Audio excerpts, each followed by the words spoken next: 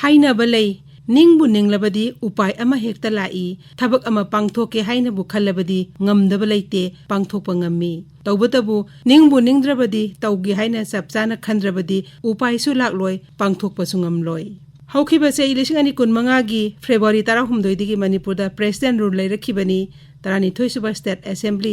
suspended animation दा लैरकपनी popular government लैरखिदबनी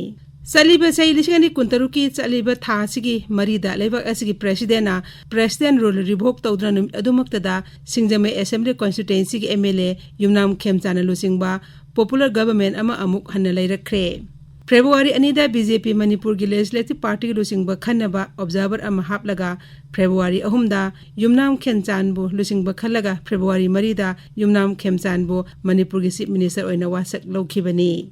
पुंग निफुनी पानी मनुंगदा थबक सिंग असि लोइसिनखिबनी मसिदनी निंगबु निंगलबदी उपाय लाई तौगेबु खलबदी तौबंग ngami हाइना ममांगाइदि हाइनारकपा वाफम सुम्मी हाइरिबसी मतम सांगना था कया पॉपुलर गवर्नमेंट लेहेलु हाइदुना लाउदुना लागलबसु पॉपुलर गवर्नमेंट लेहेनबगी थबकसिंग लौखटलिबनी तोंगान फुरुपसिंग अमदी लुपसिंग वारी सानरी फुरुप मसेलगी मरक्ता वारी सानरी अमदी शांति हाना पुरकलगा अमदी लंबी चथोक चसिन याहलगा पॉपुलर गवर्नमेंट लाकदबनी हाइबदगी मियामना करिनो हाइना खनदुना लाखिबदु खंगहौदना लोइसिनखी मी 1,000 की मरक्ता खरा मखई मसा मसागी मयुम धांजिन नखरबसु लिसिंग कयादी मयुम दलैब फंगद्री मयुम मकई फाव लैत्रबसिंगी मयुम सिंग निंगथीना साद्री सानब थबक लौखत्तबसु याउरी फुरुप अनी की मरक्ता लंबी फावदोक फावजिन तौब यादना लैरी फुरुप अमदी नेशनल हाईवे सिंग फावदुना निंगथीना चटप ngamद्री पुमनमक असि लैदुनसु सेंटर द लैरिबा बीजेपी न लुसिंगबा एनडीए न हाइगद्रा नत्रग बीजेपी के नेशनल लीडरशिप न हाइगद्रा खंगौदना लखोलकपा थबक सिंगी मनुंग चना मणिपुरदा फेब्रुवारी 3 दगी अनौबा पॉपुलर गवर्नमेंट लैरे ngasi फेब्रुवारी 5 दगी असेंबली मिफम फाव पांगथोकपा हौख्रे हौजिक वालौरिबा थबक सिंगी मनुंगदा मरुएबा सिंगदी अमगा लंबी फावना हनबा सेंटर न हन्ना होनरबसु माई पाक्त्रिबा नेशनल हाईवे सिंगदा अपनबा लहनदबा अमदी आईडीपी सिंग मसा मसागी मयुमदा लहनबनी अमरोमदा अमु कांगपोपी असेंबली कॉन्स्टिट्यूएंसी की एमएलए नेमचा किपगेनबु मणिपुर की डेप्यूटी चीफ मिनिस्टर ओइना वासक लौखिबा अमदी चुराचानपुर असेंबली कॉन्स्टिट्यूएंसी की एमएलए एलएम खौते अमदी टिपाइमुक असेंबली कॉन्स्टिट्यूएंसी की एमएलए ngursanglur sanaten इम्फाल लाखिबा सिदा फुरुप अमगी लुप खरा अमदी मी खरादी मखोइदोक थिना सावबगुम तौरी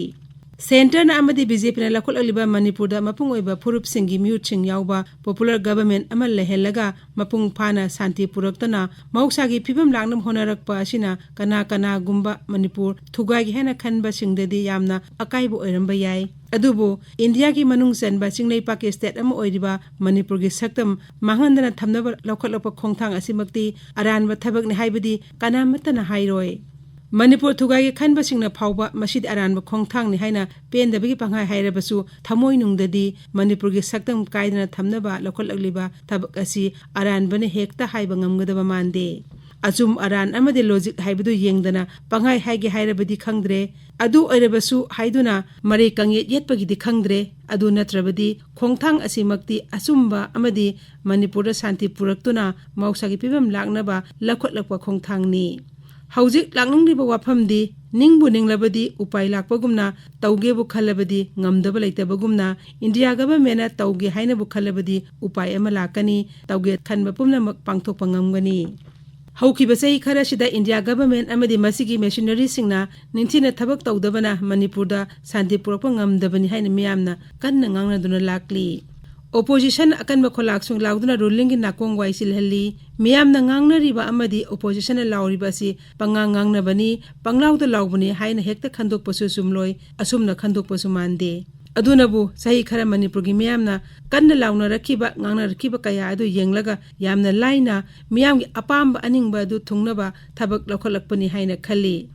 हौजिकती तौगे हाइना खलकपदा उपाय अमा लाक्तुना यामना कोमना थबक लखोलबनिना लखोलअलिबा थबक असिदा अकाइबा पिरकपा पुमनमक अमदि पिरकपा याबा पुमनमक इंडिया लेंगांगना मुन्ना येंगसिंदुना थबक लखोटपा सुम्मी